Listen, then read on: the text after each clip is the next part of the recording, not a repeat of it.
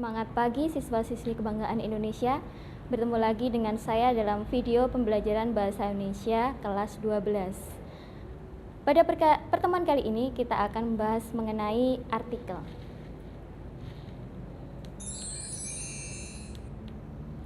Apa itu artikel? Artikel adalah karangan yang berisi fakta dan opini yang dibuat untuk dipublikasikan di media cetak maupun media sosial. Adapun untuk ciri-cirinya antara lain ringkas, padat, jelas dan tuntas.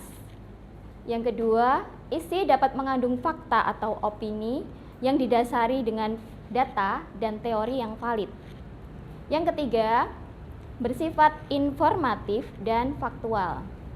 Untuk yang keempat, bahasa yang digunakan adalah bahasa baku, kalimatnya lugas, denotatif dan efektif. Yang kelima, dari metode penulisannya dibuat sistematis sehingga pembaca akan dengan mudah mengerti isi dari artikel tersebut. Kita lanjutkan. Struktur artikel. Kita lihat. Yang pertama yaitu bagian pembuka. Bagian pembuka ini berisi orientasi, yaitu tahapan pengenalan terhadap isi artikel yang akan dibahas. Yang kedua yaitu bagian isi, yang merupakan uraian penjelasan dari pokok permasalahan yang dibahas dalam artikel.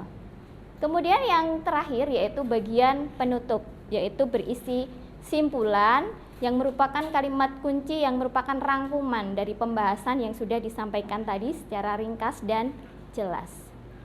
Kita lanjutkan.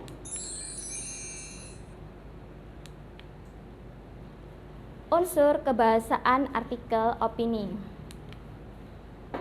Ada 3, yaitu yang pertama penggunaan adverbia, yang kedua penggunaan konjungsi, dan yang ketiga penggunaan kosakata. Untuk adverbia,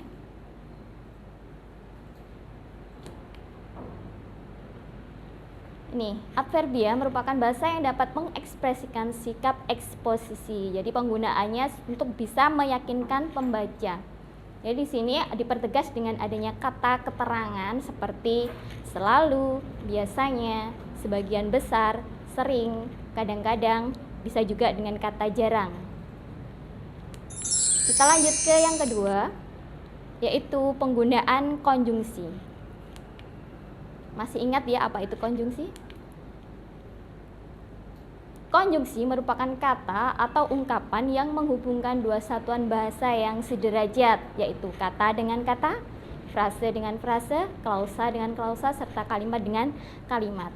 Nah, kita jumpai beberapa konjungsi dalam artikel. Ada konjungsi untuk menata argumentasi. Contohnya di sini penggunaan kata pertama, kedua, berikutnya. Untuk yang kedua bisa juga penggunaan konjungsi yang untuk memperkuat argumentasi. Contohnya misalnya, padahal, justru.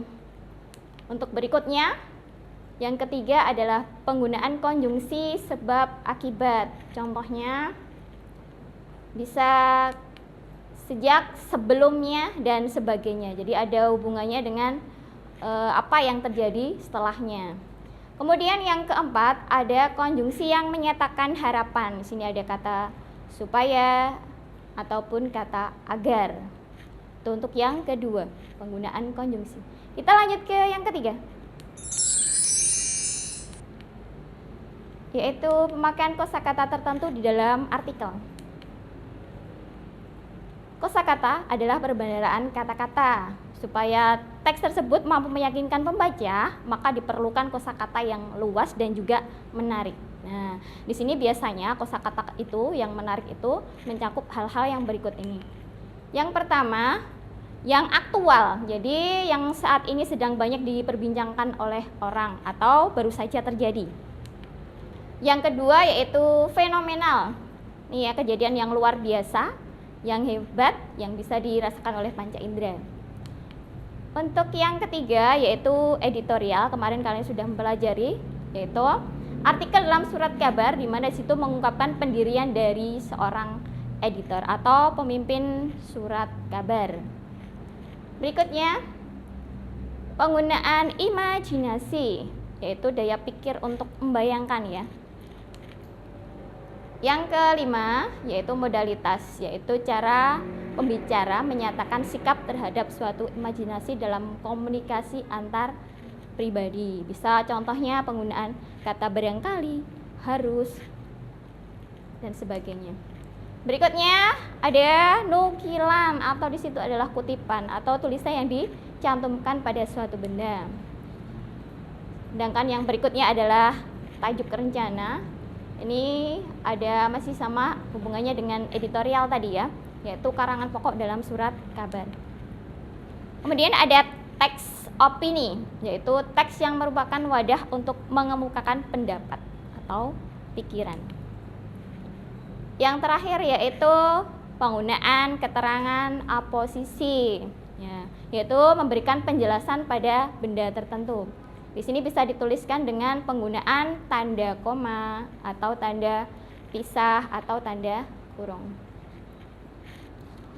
Demikian tadi pembahasan kita mengenai artikel. Semoga bermanfaat. Tetap semangat. Wassalamualaikum warahmatullahi wabarakatuh.